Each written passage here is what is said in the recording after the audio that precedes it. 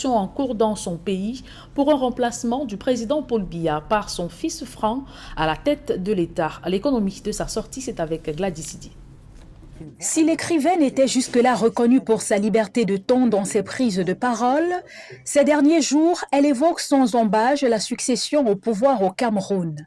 Sur son compte Facebook officiel, elle écrit par exemple « Le Cameroun n'est ni un royaume, ni le champ de cacao d'une famille. Il n'y aura aucune succession de père à fils. » Autre morceau choisi, des dernières sorties de Calixte Beyala. Quand Ahidjo quittait le pouvoir au Cameroun, ce pays possédait 11 avions, y compris des Boeing. Aujourd'hui, pour aller à Paris, il faut emprunter une compagnie étrangère. Plus d'avions. Expliquez-moi ce recul de 50 ans.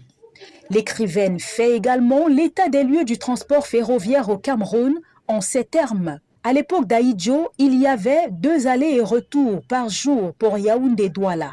On pouvait aller jusqu'à Konsomba en train. Aujourd'hui, il n'y a aucun train pour aller en Konsomba. Quant à Douala-Yaoundé, il y a juste un train à l'aller et un au retour. Elle écrit pour conclure ce post « Allez encore dire que je mens », comme pour répondre à ceux qui critiquent ces différentes sorties. Ce qui ne semble d'ailleurs pas la ralentir dans son élan. Bien au contraire, elle poursuit en écrivant. L'avenir du Cameroun doit se réfléchir au-delà d'un clan d'égoïstes confiscateurs du bien-être social qui, depuis 40 ans, laisse pour toute nourriture aux Camerounais des cailloux et beaucoup de soleil à boire. Nous méritons mieux, car nous sommes un peuple travailleur et coriace. Le Cameroun mérite une expérience politique différente.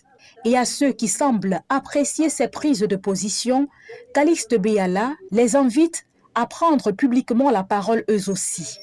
Des Camerounais disent « Nous partageons ta position, madame. » Alors, écrivez cette position tous autant que vous êtes pour que le monde entier sache que vous ne voulez pas d'une passation de pouvoir entre père et fils au Cameroun, que ce n'est pas un royaume. Pour elle, il n'est plus question de se taire, puisque, fait-elle savoir, nos dirigeants ont des immeubles partout, même au Qatar. Il faut donc dénoncer ceux qu'elle qualifie de pilleurs. Et à ceux qui estiment qu'elle a aujourd'hui retourné sa veste, elle répond « Je ne peux pas retourner une veste que je n'ai jamais portée. » Heureusement que la grosse majorité des Camerounais savent ce que c'est qu'un écrivain, un esprit ouvert à tous.